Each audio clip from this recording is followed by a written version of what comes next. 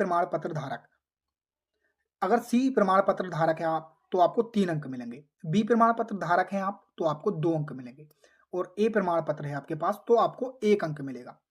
और दूसरा जो आपके पास अगर सर्टिफिकेट है भारत स्काउट एंड गाइड प्रमाण पत्र धारक हैं आप तो आपको 1 अंक मिलेगा।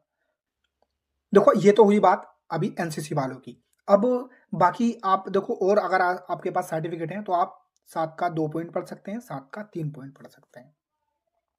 अब हम बात कर लेते हैं आयु सीमा की कि क्या इसकी आयु सीमा होनी चाहिए होमगार्ड की भर्ती के लिए। होमगार्ड की भर्ती के लिए आयु सीमा की अगर हम बात करें तो इसमें अभ्यर्थियों की आयु कम से कम 18 वर्ष यानी कि कम से कम आपकी 18 वर्ष होनी चाहिए। 18 से नीचे होगी तो आप फॉर्म नहीं भर सकते और अधिक से अधिक 30 वर्ष यानी 30 वर्ष होनी चाहिए अधिक से अधिक। 18 से 30 के बीच में आपका आयु है तो आप यूपी जो होमगार्ड की भर्ती है उसमें फॉर्म अप्लाई कर सकते हैं।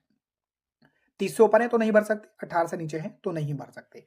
अब इसमें सेकंड पॉइंट जो कि आपकी आयु जो गणना कब से की जाएगी आयु की, तो वो इसमें लिखा है कि आयु की गणना एनरोलमेंट के वर्ष यानी एनरोलमेंट का जो वर्ष होगा उसकी 1 जुलाई को अभ्यर्थी की आयु के आधार पर की जाएगी। यानी कि मान लीजिए जैसे इसी साल आ जाती है 2025 में तो 2025 की 1 जुलाई को अभ्यर्थी की आयु के आधार माना जाएगा।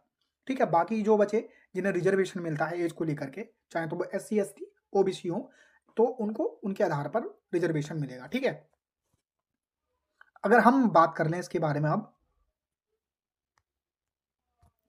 आवेदन पत्र के बारे में कि आवेदन पत्र की प्रकृति, स्वरूप तथा उसके निहित शर्तों का निर्धारण उत्तर प्रदेश पुलिस भर्ती की पदोन्नति बोर्ड भर्ती एवं पदोन्नति बोर्ड द्वारा किया जाएगा। अब इसकी सबसे इंपॉर्टेंट परीक्षा के बारे में हम इसके बारे में बात कर लेते हैं। देखो लिखित परीक्षा होगी पहले,